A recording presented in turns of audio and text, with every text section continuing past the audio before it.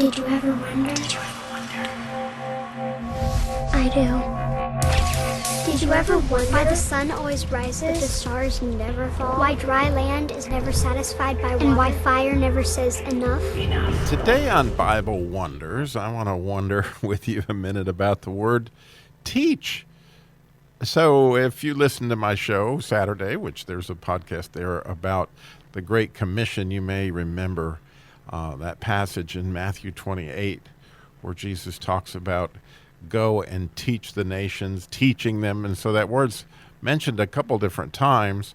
And so the Hebrew version of that is what I wanted to talk about today, which is really, really just this beautiful picture in and of itself. So to make up the word, and again, I love the Hebrew, which just points things to me that are absolutely beautiful. So the word to teach in Hebrew is called YARAH, if you were to say that in Hebrew. And the first letter is a yud, and the second letter is a resh, and the third letter is a hey. And the way you pick those up together, mix them together to get this idea of teach is more than beautiful. So when you think of the word seed, in other words, when you're going to teach something, you want to put it in good soil, you know, as Jesus taught with the parable of the sowers. And so this is so much about that in teaching, is that you're sowing seeds. And again, the best possible seeds you could sow would be those seeds of light, of the God seeds, as if you're tracking with me, that are all in the Bible, no matter where you go. So when you're going to teach, if you teach of God, I mean, that's the best seeds you could possibly sow. And thus you have the yud. And that yud, we've talked about many, many times, is like the little that means a lot, just a little dot that you first put on the page. But it really is God that had to shrink himself way down in order to make a finite universe. And the idea of that yud quite often is it's a seed, and it's a God spark. I mean, this is where you're going to start if you want to teach something. And if you've ever been taught by somebody that didn't have any spark, you know that this is a requirement as far as teaching. They gotta have an enthusiasm. They gotta know the material themselves and have been caught on fire by that spark in order to teach it. So that's the yud. It's the first letter in the what we get to mix together. The second letter is a resh, and that resh, like the Daled that we've talked about before, we talked about in the show yesterday, it's a bent over kind of letter. It's a line that's bent over. But the idea of the resh is very much connected to the idea of head. And in fact, the word head starts with a resh, or the Holy Spirit starts with a resh, because the idea is that we're going to have to, in order to teach something, we have to lower our head, in other words, lower our intellect to be able to deliver it to an audience that doesn't know what we're already talking about, right? You know what you're talking about because you've already learned it. But now we need to bend over to be able to teach this at a level that people can understand that. And God certainly taught me that as I work with special needs kids well, they're not kids, they're adults, every week in the Sunday school class that I teach at Calvary. You know, the first thing I ever had to teach was this idea of the fifth commandment, you know, honor your father and mother.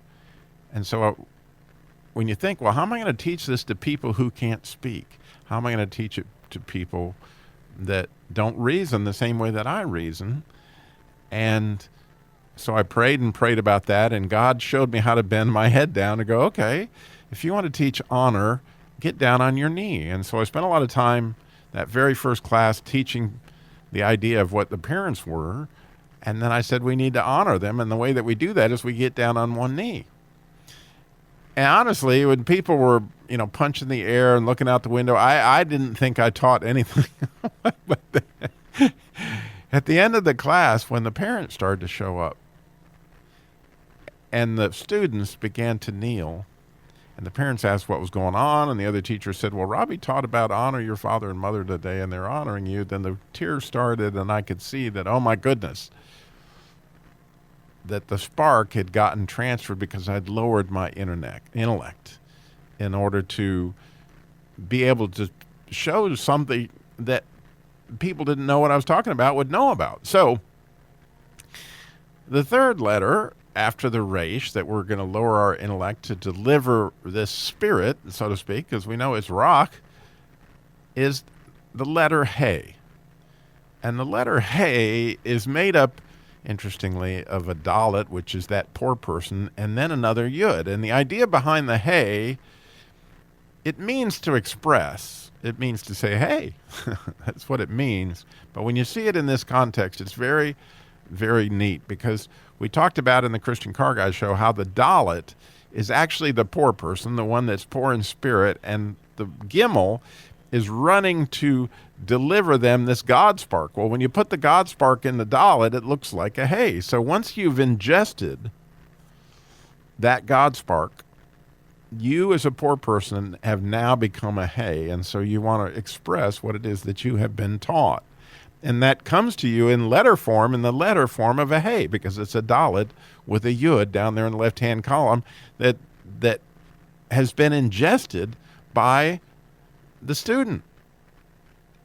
And when a student can go teach, we've now completed the cycle of the gimel that ran with that little seed, right? That God spark over to the dalet, gave it to him, the dalet ingested it, and now you got a He. And so as I sit here and wonder about this, I could just look at this word for a long time and think how God just blows me away with the whole idea of YARAH, which means go, like the Great Commission, and teach. Did you ever wonder? Did you ever wonder? I do.